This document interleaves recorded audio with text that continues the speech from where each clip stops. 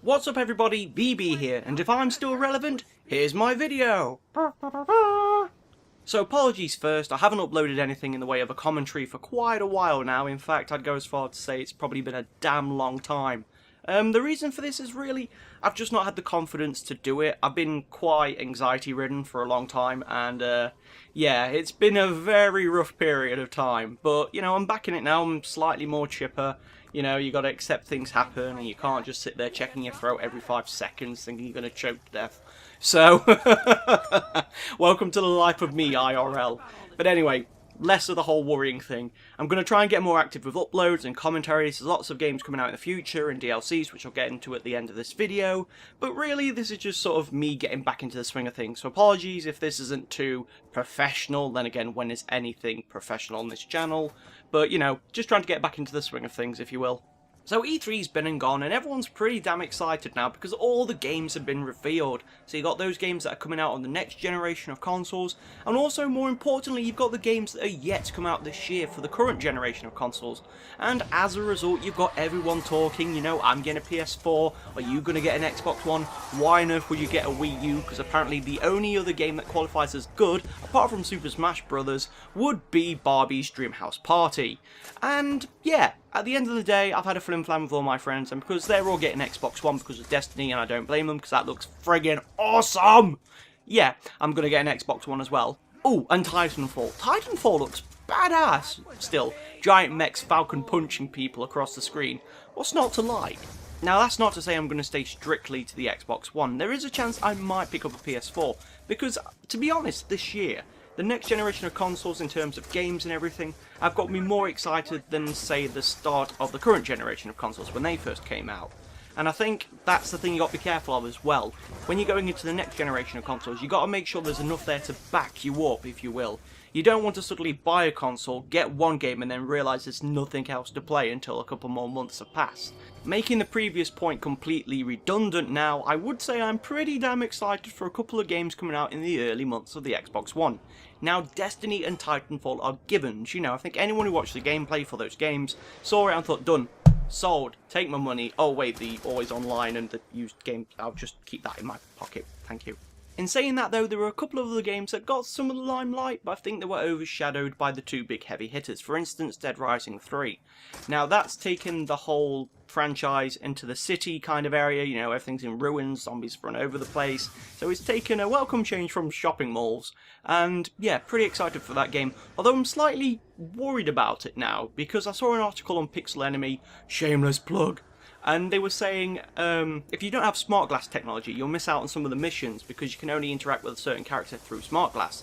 And the guys behind Dead Rising 3 have said, oh, it's not going to take anything away from the story, you just won't get the most out of it. So, it's still going to be a pretty damn good game, but I just don't like the whole compromise thing. You have to buy more stuff to play more of the game. It just doesn't make sense. Well, it does from a business perspective, you know, milk them from what it's worth. But from a player perspective, it's like, just leave us alone, let us play a game. Other games that caught my eye were D4, which is like a murder mystery kind of thing. Quantum Break, but that, I don't know, it seems too cliche, but they might pull it off.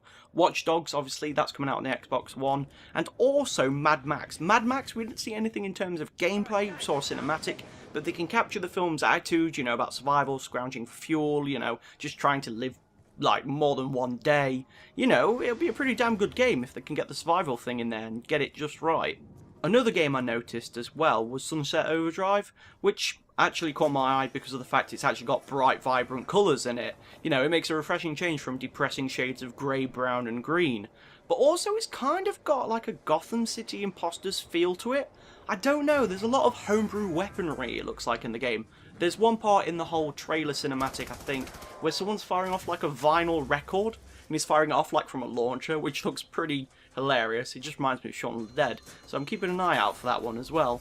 Despite all those games that have got me hyped up, I'm not going to be trading in my Xbox 360 straight away when the Xbox One comes out, because there's still a few good games left in the console. For instance, you've got Batman Arkham Origins. Been a big fan of the Arkham series, so obviously I'm going to get this one. I'm just hoping Bane makes an appearance. Not the whole Bane, like, break you back from the comics Bane, but like Bane from The Dark Knight Rises Bane. Just mainly because then I can walk around the house just going, you feel in control. I don't know why, I assume I'm glutton for punishment, but there's Dark Souls 2 coming out. There's also the Deadpool game. please do not fuck that up. Please. But then also there's arcade releases, there's DuckTales, Castle of Illusion, and the new Magic game, which I think all of them are around the corner. They must be over like summer released, I imagine. So yeah, pretty excited about those too. The most interesting thing to come out of E3 though, the thing that's caught my eye the most, is obviously the recent change with Xbox One. Because they've turned around and said, you know the whole used game policy and the online thing we had? Yeah, we're kind of getting rid of that. I think they've compromised for something else. Is it the family sharing thing? It might be. I might have misread it or might have read it, completely forgot what it was actually about. But yeah, they've ditched the online thing and the used game policy, to which everyone was like, yay, they listened to our pointless hashtags. And in reality, Microsoft looked at their pre-orders and went, ah shit, quick, plan B, scrap everything. Anyway, I've listened back to that commentary and it just sounds like I've been fanboying for the past 5 minutes, so I'm going to wrap things up before I go on any further. I do appreciate I have been away for a while, I can only apologise, but if you can drop a like on the video, it'd be much appreciated. Be sure to share as well, favourite, all that jazz. I can't think of it off the top of my head. That's how long I've been out the loop, people. I've lost all my rhymes. Feel free to leave a comment as well. Just keep console wars to a minimum because there's people next door trying to sleep. Hope you enjoy the video and the gameplay. Take care of yourselves, and I will see you in the next video. See you later.